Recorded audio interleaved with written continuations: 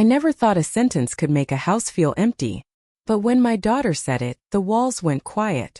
Mom, you're too poor for us. Don't call anymore. She didn't shout. She didn't cry. She said it calmly, as if she were returning a sweater that didn't fit her life anymore.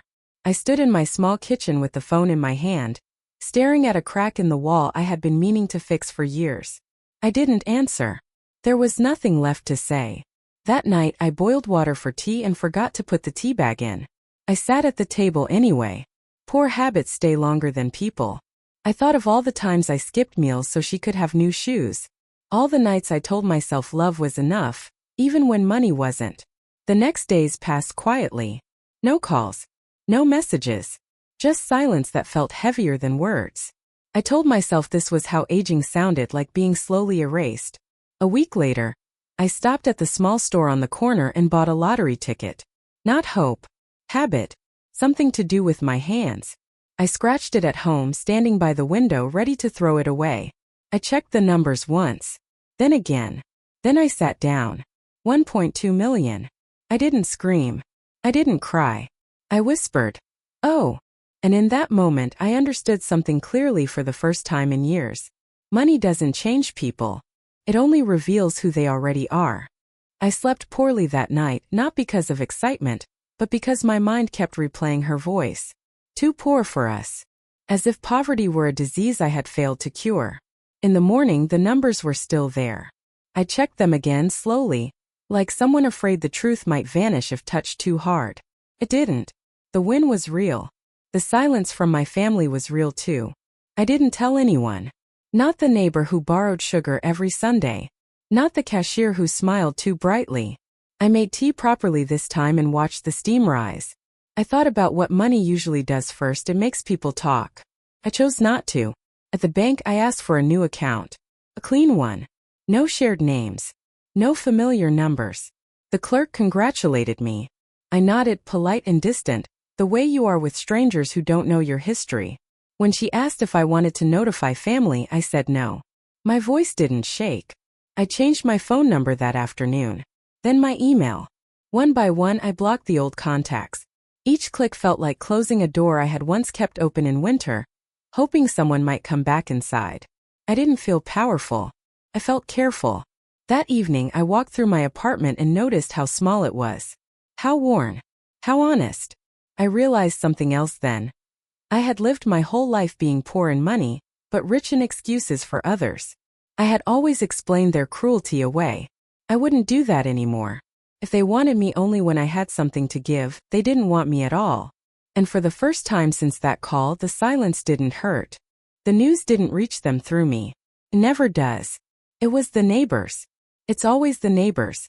Friendly, careless, loud with other people's miracles. Someone mentioned the win while standing by the mailboxes. Someone else added the amount. By evening, the silence I had protected cracked. My old phone, the one I kept turned off in a drawer, began to light up like a trapped insect. Missed calls. Voicemails. Messages stacked on top of each other, sudden and urgent, filled with hearts and my name written the way it used to be written, soft, affectionate, useful. Mom, are you okay? Why didn't you tell us? We should talk. I didn't listen to the voicemails. I already knew their tone. Concern polished too quickly. Love arriving late but loudly. The next morning there was a knock at my door. Sharp. Confident. The kind of knock that assumes it will be answered. I stayed still, standing a few steps away, counting my breath like I used to during bad storms. Mom, it's us, my daughter said. Not I. I imagined her smile, the one she practiced for important people. I imagined her hands already dividing numbers I hadn't offered. I felt something cold and steady settle inside me. Not anger. Clarity. I opened the door just enough to look at them. Their faces were bright, expectant, already relieved. As if my life had finally corrected itself in a way that benefited them. Mom, she said again, softer now. You should have told us. I met her eyes and understood how strange it was that she could recognize my worth only after the numbers did. I didn't invite them in. I didn't explain. I simply said, I'm busy. And I closed the door. They didn't leave right away. I could hear them through the door. The whispering, the sharp inhale of disbelief, the quiet anger dressed as concern. My daughter knocked again, slower this time, as if patience might unlock something money already had. "Mom, don't be like this," she said. "We're family." Family. The word landed wrong. Heavy. Used. I leaned my forehead against the door and remembered all the times I had opened it without hesitation. When she needed a babysitter. When she needed a loan she never repaid. When she needed someone to listen while she complained about a life I had helped build. "I'm not being anything," I answered. "I'm just busy." That was when her voice changed. Not loud. Not cruel. Calculating. "You don't understand how dangerous it is for you to be alone with that kind of money," she said. "You need help. Guidance." Guidance. From the same mouth that had told me not to call. I almost laughed. Almost. I stepped back and sat in the chair by the window, letting the sunlight touch my hands. These hands had scrubbed floors, sewed clothes, counted coins. They trembled slightly now, not from fear, but from the weight of a decision that had been waiting years to be made. After a while, the hallway went quiet. No footsteps. No voices. Just the building settling back into itself. That evening, I wrote something down for the first time since the win. Not numbers. Not plans. A sentence. "If love arrives only after money, it isn't love." I folded the paper and placed it in my drawer. I didn't know yet what I would do next. But I knew one thing with certainty. I would never again beg to belong to people who had already priced me out of their lives. The days that followed were quieter but not calmer. Silence has layers, and this one was thin, stretched tight over something restless. I felt watched not by eyes but by expectations. Like a purse left open in a crowded room. Letters came first. Handwritten. Careful. My daughter's handwriting had always been neat when she wanted something. She wrote about memories, about misunderstandings, about how stress makes people say things they don't mean. She didn't repeat the sentence that ended everything. Neither did I. Then came the advice.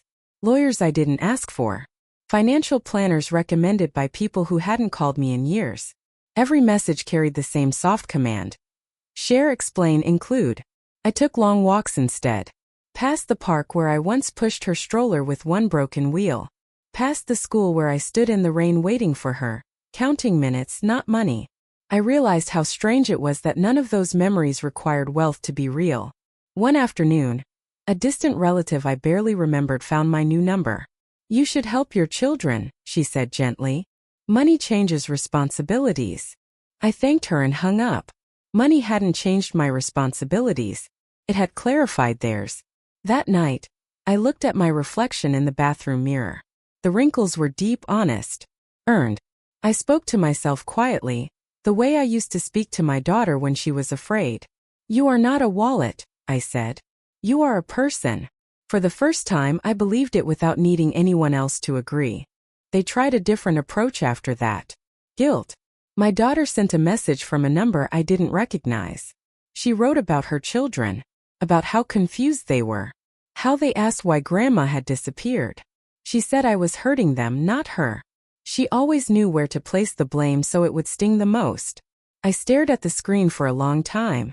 I imagined the children, their small hands, the way they used to run to me without thinking about value or status. That part of me ached. But pain doesn't always mean you're wrong. Sometimes it means you're finally standing still instead of bending. I wrote a reply and deleted it. Then another. Then nothing. Silence, I learned, can be an answer without becoming an argument. The next day they came again. This time with smiles.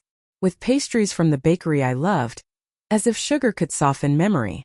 My daughter hugged me tightly in the hallway, holding on a second too long, like someone afraid a door might vanish. "Let's start over," she whispered. "We can fix this." Fix. As if love were broken machinery and money the missing part. I gently removed her hands. I looked at her face, so familiar, so distant. I thought of the call. Of the calm voice telling me not to call again. Of how easily she had erased me when I was inconvenient. "You already started over," I said. "Just not with me." Her smile froze. And for the first time I saw fear there. Not for me but for what she might lose. That was when I understood. They didn't miss me. They missed access. After that the tone changed again. Anger replaced sweetness, sharp and impatient, like a debt collector knocking at the wrong door. My daughter accused me of being selfish, of forgetting everything they had endured growing up without money. She spoke as if my poverty had been a personal insult to her ambitions, as if my sacrifices were embarrassments she had survived rather than gifts that had kept her standing. "You owe us," she said during one of her calls, her voice trembling now, no longer controlled. "We're your family." I listened quietly. I had spent decades listening quietly, but something in me had shifted. Not hardened, clarified. "I gave you everything I had," I replied. "Even when I had nothing." She scoffed. "That's not enough anymore." There it was. The truth said without decoration. That night I couldn't sleep. Not from doubt, but from recognition. I finally understood the transaction she believed had always existed between us. Love to her had terms, and I had failed to renegotiate them in time. I opened my laptop and reviewed the documents I had signed days earlier. Accounts secured. Access restricted. Instructions clear. My name stood alone on every page, firm and final. For the first time I felt something close to peace. Not happiness. Peace is quieter. I thought of all the years I had apologized for being poor, for not giving enough, for taking up space. I realized something simple and devastating. If money could make me visible to them, then my absence was the only gift I had left to give. The accusations didn't stop, they multiplied. Voicemails filled with raised voices. Messages sent late at night when anger grows bold. My daughter said I was cruel, that I was punishing them for being honest. She said a real mother would forgive. I wondered when forgiveness had become a duty owed only in one direction. One afternoon, I received a message that finally broke the pattern. Not from her, but from my son-in-law. He had always been polite, distant, watching rather than speaking. His words were brief. "She's not herself. This money is changing you." I smiled at that. Not because it was funny, but because it was familiar. People always blame the mirror when they don't like what it shows. I spent that day sorting old boxes, photographs, school drawings, birthday cards with crooked letters spelling best mom. Proof of a time when my worth had nothing to do with numbers. I kept some, threw others away. Letting go, I learned, isn't betrayal. It's maintenance. That evening I sat by the window again, watching lights turn on across the street. Every apartment held a story. Some loud, some quiet. Mine had finally stopped begging to be heard. I thought about the word poor. How easily it had been used against me. How deeply it had cut. Poverty isn't only about money. It's about being unseen, unheard, unwanted until you become useful.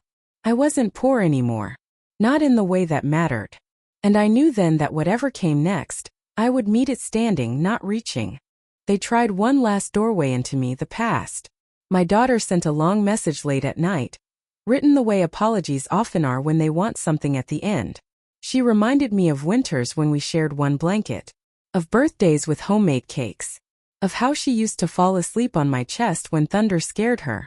She said we survived everything together. I read it slowly, carefully, memory by memory. What she didn't write was just as loud. She didn't say she was sorry. She didn't repeat the sentence that had cut me loose. She spoke of us as history, not as responsibility. I replied with a single line. "Yes, we survived. And then you left." She didn't answer. The next morning I met with a lawyer. Not because I wanted revenge, but because I wanted clarity. We spoke about boundaries, about protection, about what silence looks like on paper. He asked if I was afraid they would challenge me. I said no. Fear requires uncertainty. I had none left. Walking home, I passed the same corner store where I'd bought the ticket. The window reflected me back, older, slower, but straighter than I had been in years. I realized I wasn't guarding money. I was guarding the version of myself that had finally stopped apologizing for existing. That afternoon, I blocked the last open channel of contact. The final number. The final door. I didn't feel victorious. I felt finished. And sometimes finished is the most honest ending there is. After I blocked them, time changed its shape. Days no longer rushed past me with demands. Mornings arrived quietly, asking nothing. I learned how long breakfast actually takes when no one is waiting for you to fail or provide. I opened a new notebook and began writing lists. Not expenses. Wishes. Small ones at first. A comfortable chair for my back. Fresh paint for the walls. A dentist appointment I had postponed for years because it felt unnecessary. I was surprised how modest my dreams were after a lifetime of scarcity. One afternoon, I ran into an old friend from work. We sat on a bench feeding crumbs to birds. She congratulated me gently, as if afraid to wake something fragile. Then she asked the question everyone asks eventually. Did your family take it well? I smiled, the kind of smile that doesn't invite more questions. They're adjusting, I said. It was true. Just not in the way she imagined. That evening, guilt tried to visit me. It knocked softly, wearing the faces of my grandchildren, the voice of a younger version of myself who believed endurance was the same as love. I acknowledged it. Then I let it go. Guilt, I realized, had been my longest habit. Breaking it felt like learning to walk without a limp. I looked around my apartment, still small, still worn, but now it felt chosen, not assigned. I understood something important then. Peace doesn't come from proving people wrong. It comes from no longer needing their approval. And for the first time, I slept without dreaming of their voices calling me back. The quiet didn't last forever. It never does. One morning I found an envelope slipped under my door. No return address. I recognized the handwriting immediately. Careful. Controlled. My daughter's. Inside was a letter, not long but heavy. She wrote that she was hurt, that I had changed, that she no longer recognized the woman who raised her. She said money had hardened my heart and turned me into someone cold. I read the letter twice, then a third time. What struck me most was what she didn't say. She didn't apologize. Not once. She didn't ask how I was. She didn't wonder whether her words had wounded me. The letter wasn't meant to reach me. It was meant to restore her image of herself. I folded it neatly and placed it beside the others I had kept over the years. Unpaid bills. School notices. Quiet proofs of responsibility.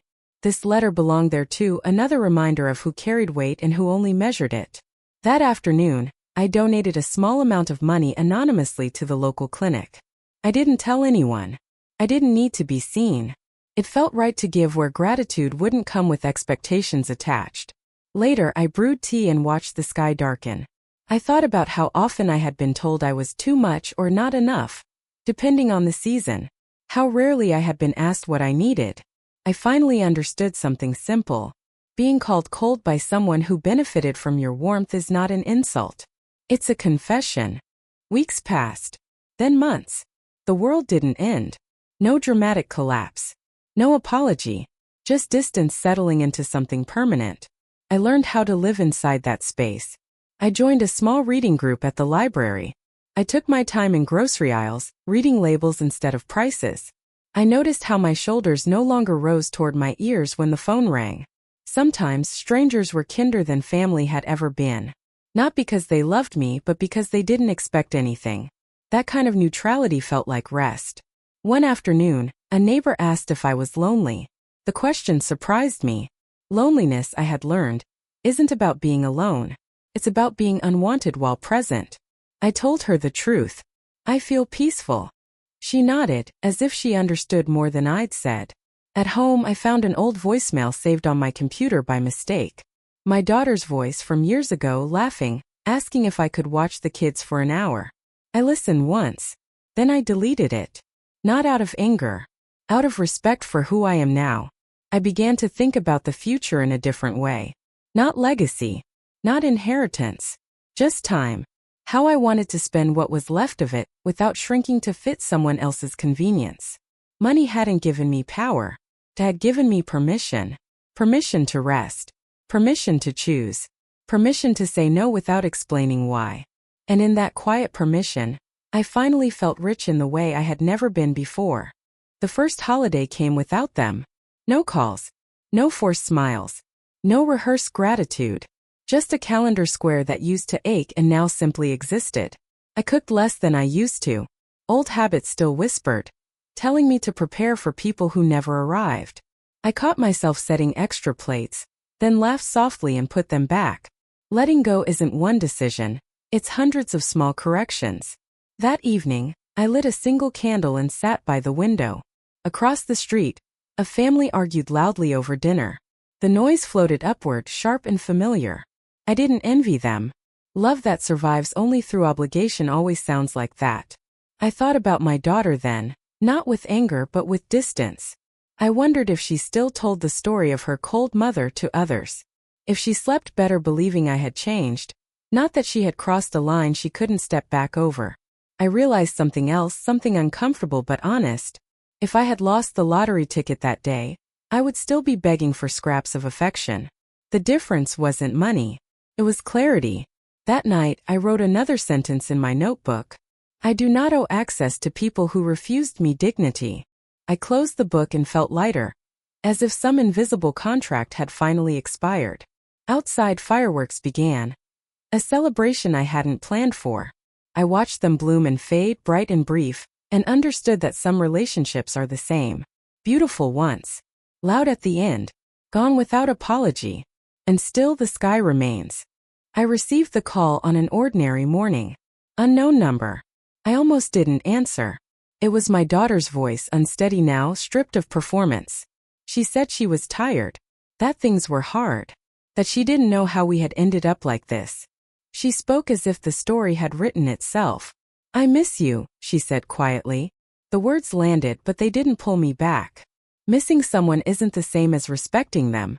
I listened without interrupting, the way I always had. When she finished, she waited, as if silence might soften me. I believe you miss something, I said. I just don't think it's me. She inhaled sharply. I imagined her sitting somewhere comfortable, phone pressed to her ear, expecting forgiveness to arrive on schedule. You don't understand, she said. Family should be forever. Forever is easy to say when you've never been dismissed. I understand very well, I replied. Forever only works when everyone stays human to each other. She began to cry then. Real tears maybe. Or fear. I didn't ask which. I was poor, I continued, my voice steady. But I was never less. You taught me that day what you believed. I listened. There was nothing left to add. I wished her well. I meant it. And then I ended the call. When the line went dead, I didn't feel victorious or cruel. I felt something rarer. I felt free. After that call, I expected regret to arrive. People say it always does, trailing behind hard decisions like a shadow. But what came instead was a deep, unfamiliar stillness.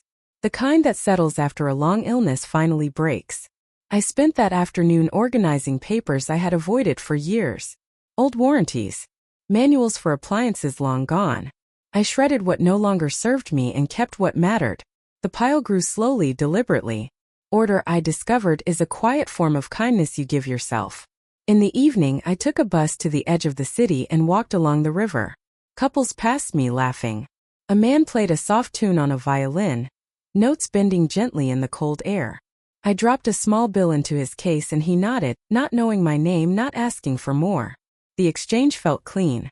I thought about my daughter's tears, about how close I had come, for one small moment, to apologizing for my own boundary. Old reflexes die hard. But then I remembered the sentence that started everything. How calmly it had been delivered. How final. I stopped by the water and watched the current move without hesitation. It didn't explain itself. It didn't circle back to convince the shore. That night, I wrote one last note in my notebook. Love that demands erasure is not love. I closed the cover and placed it on the shelf. Some lessons don't need repeating. They need honoring. And as I turned off the light, I realized I wasn't waiting anymore. Not for calls. Not for permission. Not for anyone to decide my worth. I had already done that myself. The letter arrived in early spring, tucked between advertisements and utility bills. The return address was familiar. My daughter's. I didn't open it right away. I made tea first. I watched the kettle boil. I let the moment breathe. Inside, her words were calmer, softer. She wrote that she had been thinking, that she understood now how cruel she had been. She said she was sorry, the word finally written though carefully, as if afraid it might break. I believe she felt something. I just didn't know what. Remorse and regret often share the same handwriting. She asked if we could meet. Just to talk. No pressure. No money mentioned. I noticed that too. I folded the letter and sat quietly for a long time. Forgiveness isn't a switch. It's a door you choose whether to open, knowing once you do you can't control what walks back in. I thought about who I was before the win, before the sentence. How easily I had been persuaded to shrink. I thought about who I am now, slower, perhaps lonelier, but intact. I wrote a response. Not long. I wish you peace. I have found mine. I didn't send it right away. I read it once more, making sure it was honest. Then I sealed the envelope and dropped it into the mailbox. As I walked home, petals fell from the trees, light and careless. The season was changing whether anyone asked for it or not. And I understood something clearly. Some endings are not punishments. They are protections. Life didn't become extraordinary after that. And that was the gift. I kept my routines. Morning walks. Library afternoons. Quiet evenings where nothing demanded my justification. The money stayed where it was, secure, untouched, no longer the center of the story. It had done its work the moment it gave me the chance to choose myself. Sometimes I thought of my daughter. Not with bitterness, but with a kind of measured sadness. We had loved each other once in a simpler language. But some words once spoken changed the grammar forever. People like endings to be dramatic. Doors slammed. Tears. Reunions. Mine was smaller. A woman standing in her kitchen making tea, knowing she would not answer a phone that rang with conditions attached. I donated quietly. I helped strangers who would never call me mom. I learned that generosity feels different when it isn't used as bait. On the anniversary of the win, I bought another lottery ticket. I didn't scratch it right away. I placed it in a drawer and smiled. Luck had already visited me. It came disguised as rejection. They said I was poor. They were right, in the way that mattered to them. But I was rich in something they never asked for and never noticed. Self-respect. And that is the one fortune no one can demand a share of once you finally claim it.